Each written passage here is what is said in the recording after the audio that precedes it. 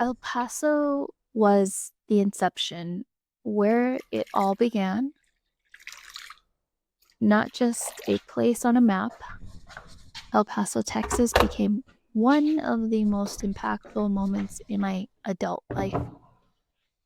I was on a mission with an unintentional goal set. My mission was to learn how to make tortillas from scratch. At the beginning of my tortilla journey, it sounded like a small and very attainable goal.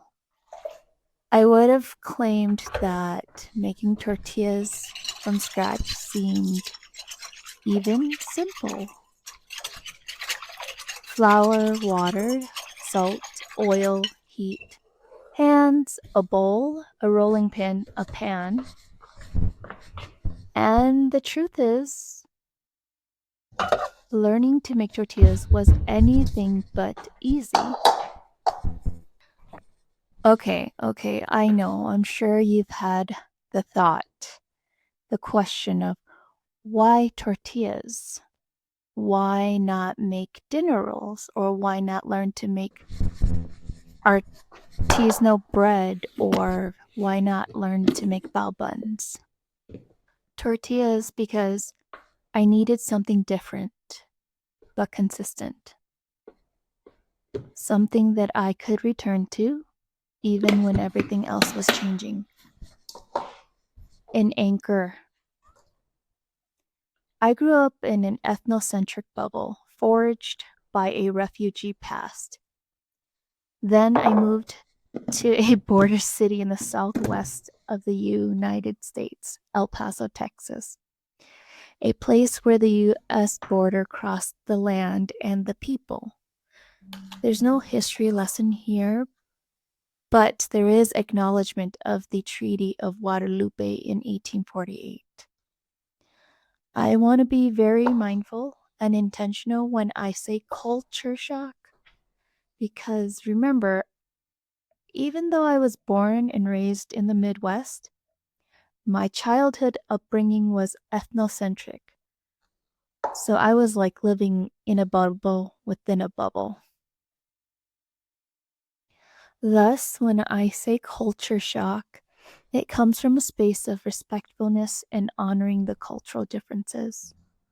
So, on paper, I am still in the same country, and yet it felt like crossing into a different country. I moved to El Paso with my now partner, I think circa 2011. We were just getting to know each other. And El Paso was like home for them.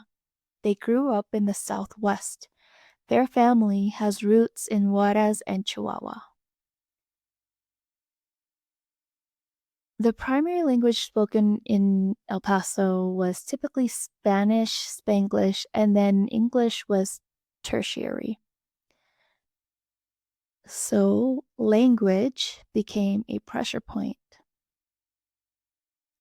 This in itself was a moment of teaching. Suddenly, it was necessary to become highly aware of language. I recall questioning how I sounded, how quickly I could respond, what I could explain without searching for words, what I had to translate in my mind before I could share it, and sometimes it was not even about Spanish or English. It was nonverbal social cues that were also very important to attune to.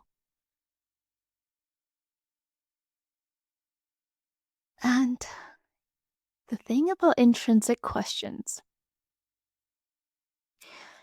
it's that they usually lead to deeper language. The language of belonging.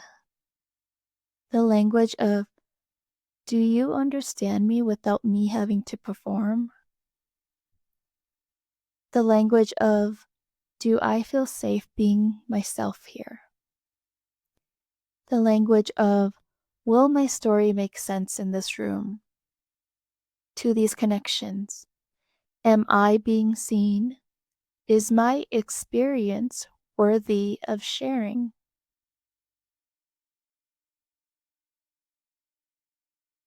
Culture became another pressure point. So think of my experience as like a fish in water, and then suddenly you're forced out of water and you are having a very difficult time breathing. And you start noticing the smallest things, the rhythm of conversations, the pace of life, the kind of warmth that is easy for some people to step into and harder for others.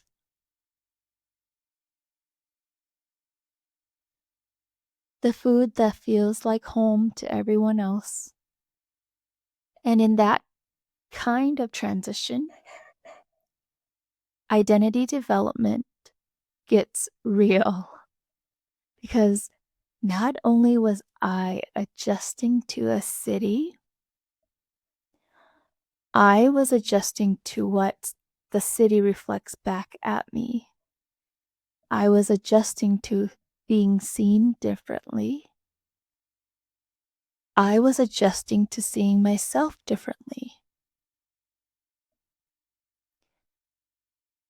In that moment, I do not think I would have been able to see the magnification of this experience as a pivotal point of interpersonal healing and growth. Internally, it was a healing in slow and gradual shifts, not a dramatic moment where everything clicks. This was the quiet work of learning to speak with yourself in the kindest of ways, perhaps even in the smallest of gestures. A new context, with new expectations, with new mirrors. And during that season, I did not always have a perfect way to explain what I was carrying, nor was I fully aware of the weight, trauma, and limitations. But I knew that I still needed a way to hold myself steady. So I looked for something that I could do with my hands, something that was a sense of comfort and perhaps even a sense of safety. Something that would not argue with me, something where the results were real and immediate. And that is how tortillas entered the story. The bridge between being immersed in a culture that held tortillas with significance and the connection that I was building with the person that I moved to El Paso with. My person, a new connection, a new perspective in life, a person of indigenous Latinx cultures, and the stories that they shared of feminine power that resonates from a freshly homemade tortilla. At first, I figured, okay, a few tries would do it. Years. It took 10 years, 9 cities across 5 shifts in altitude and air, and more flour than I can count. I think often giving notice to the process matters. When people see something done well, they usually see that final version, the finished tortilla, the circular shape, the soft fold, the pull, the soft fold, the puff, the stack. They do not see the invisible journey. They do not see the batches that came out tough, the ones that cracked at the edges, the ones that were too thick, the ones that burned too fast because the heat was wrong, the ones that tasted like effort instead of comfort. They did not see the trial and error that happened quietly. In the kitchens that were temporary, in the homes that were old and new, in the cities that were not yet mine. And for me, this is where the story becomes bigger than food. Because every time I moved, everything changed. The air changed, the dryness changed, the humidity changed, the way flour absorbed water changed, the way dough rested changed, the way heat behaved on the komal changed. Elevation does not change the view, it changed.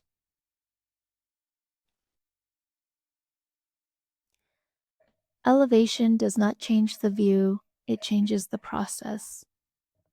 A recalibration at every note of transition.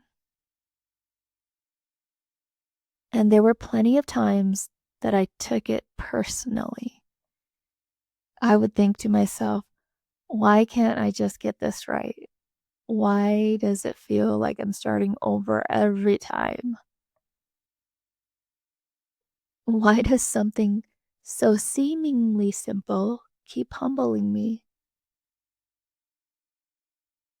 But this is what life offers you when you are building resilience. It repeats the lesson until you learn it differently. And over time, I realized that I was not just learning a recipe, I was learning how to stay in the moment, how to stay with discomfort without calling it failure, how to stay with a new environment without losing myself, how to stay with the process without demanding it be easy.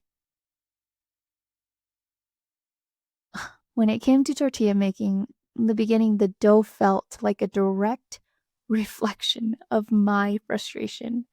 Too dry, then too sticky, cracking at the edges like it was already giving up. And I would be standing there, hands dusted with flour, thinking, it shouldn't be this hard. And the truth was, it was never just about tortillas. It is about that moment when you try something new and you're not good at it right away, and you feel exposed. Not publicly, maybe, but inside yourself. It is about being in between cultures,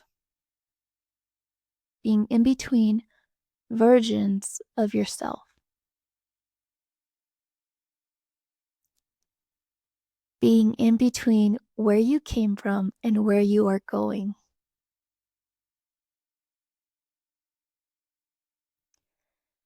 And if you have ever been in that in between space, you know this. It can make you want to quit. Not because you do not care, but because caring makes it heavier. So, with tortillas, I would start again. I would adjust the water. I would adjust the oil. I would knead longer, then shorter. I would rest the dough longer, then shorter. I would roll, press, cook, and taste. And yes, there was consumption, a lot of it. Thank you to my partner for being such a good sport throughout this process and throughout the years. Some of the batches became breakfast, some became late night snacks. Peanut butter and jelly, if you know, you know. Some became, I'm not wasting this, but I'm not proud of it either. And still, I kept going. Because somewhere inside me, a deeper intention was forming. If I could learn this, slowly, imperfectly, over time, then maybe I could learn other things too. Maybe I could learn how to belong in new places, or how to create new spaces that belongs to all. Maybe I could learn how to hold multiple identities without feeling like one had to disappear. Maybe I could learn how to be patient with myself when I felt behind. And here's what Tortillas started teaching me without words.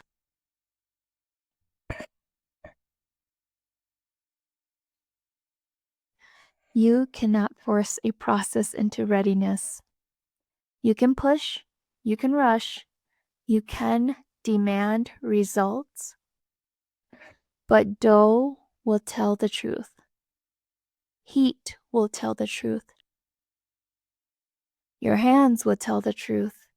You will feel it when it's ready. It's that type of honesty that is uncomfortable, and it is also healing. Because the goal is not to control everything. The goal is to become someone who can respond, a choice, someone who can pay attention, someone who can make small adjustments instead of giving up. And over the years, I started to learn the language of tortillas. It's not a spoken language, a felt language. I learned what too dry feels like before it cracks. I learned what too wet feels like before it sticks. I learned what it feels like when the dough is finally smooth, like it is no longer fighting you. I learned the moment when kneading becomes overworking. I learned the moment when resting is not optional. And that lesson landed in my personal life too. Resting is not quitting. Rest is part of becoming. And there were times I thought resilience meant pushing harder. But the tortilla taught me a different kind of resilience. Resilience is not always force. Sometimes resilience is restraint. Sometimes resilience is patience. Sometimes resilience is letting the process breathe. Because when you let the dough rest, the dough changes. When you let yourself rest, you change too. There's also something about repetition that changes you. When you do something over and over, you stop making it about your worth. You stop making it about being good enough. You start making it about learning. That shift is huge. For me, it is the difference between shame and growth. And that matters when you are navigating identity. Because if you come from a complicated history of being a descendant of war and oppression, you often carry a visceral awareness of survival. You carry a sense of what your relatives and ancestors overcame to opportune your story here. You carry an innate pressure not to waste opportunities. And that pressure can be motivating, but it can also be deeply heavy. So when I moved to El Paso, and when the language felt like pressure and the culture felt like pressure, my identity was shifting.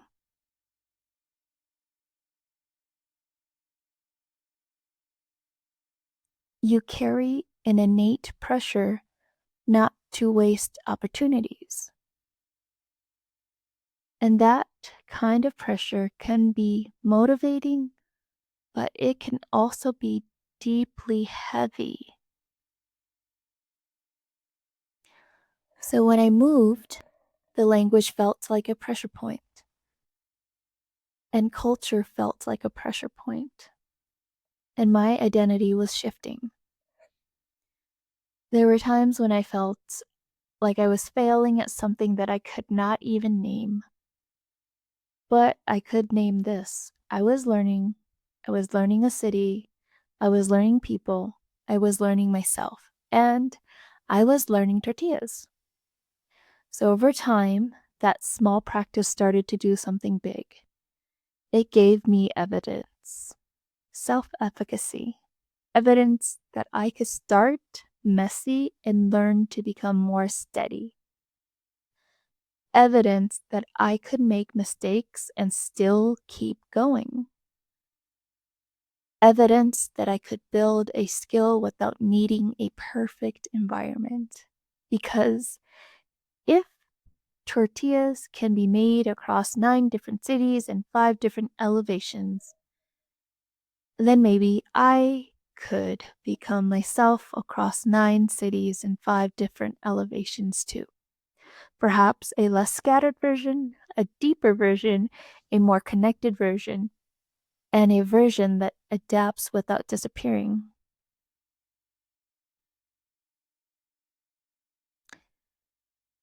And then there was the moment. It started to feel different. Not perfect, not effortless, but familiar. The dough started to cooperate.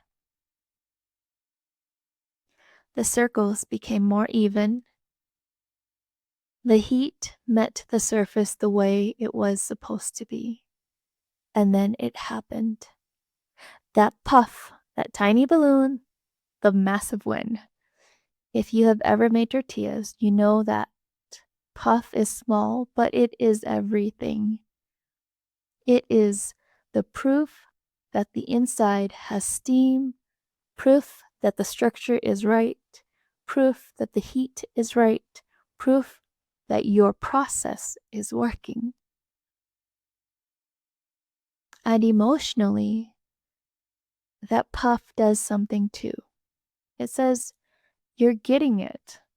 It says, you did not waste that time. It says, you're allowed to be proud. Because 10 years is a long time to carry one goal of learning how to make tortillas from scratch. 10 years is a long time to keep returning to something. So I used to say, I want to learn how to make tortillas from scratch. Now I can say something else. I am beginning to master my process. And I love that wording because it is honest. I am not saying that I mastered making tortillas. I am saying I have a process that feels like mine, that also brings comfort and familiarity to my partner. And in their words, it's just like and in their words, just like how grandma used to make them.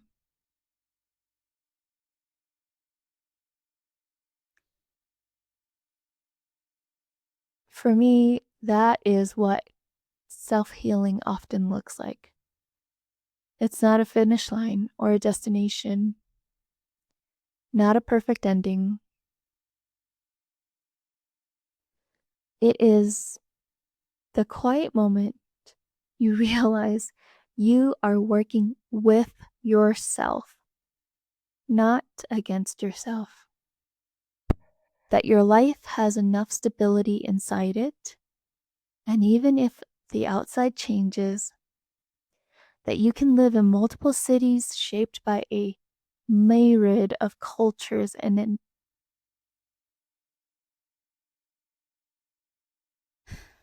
right,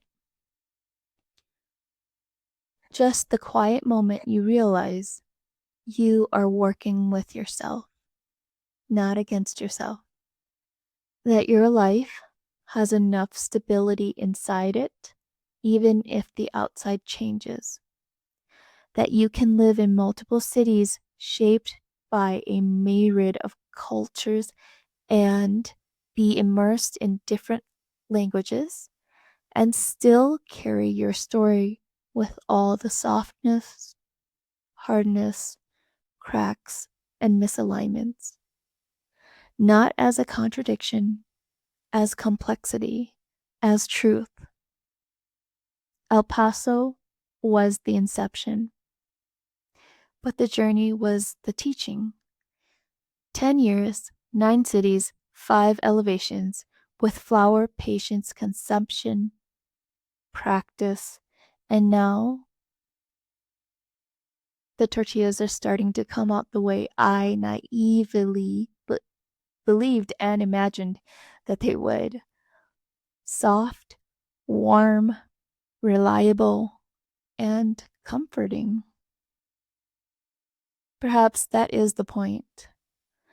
Not just that I can make tortillas, but that I can build something from scratch.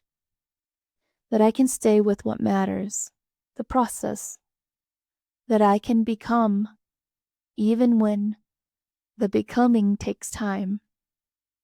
So, if you are learning something right now, if you are in a season where you are adapting, transitioning, adjusting, or starting over, let it rest. Come back to it. Try again. Because one day, without noticing the exact moment it happened, you will make something that holds together. And you will realize that you did it too. Building resilience through making tortillas from scratch. If you're still here, thank you for listening. I'd love to have you subscribe and connect, and maybe you can share something that helped you build resilience. Thanks for listening.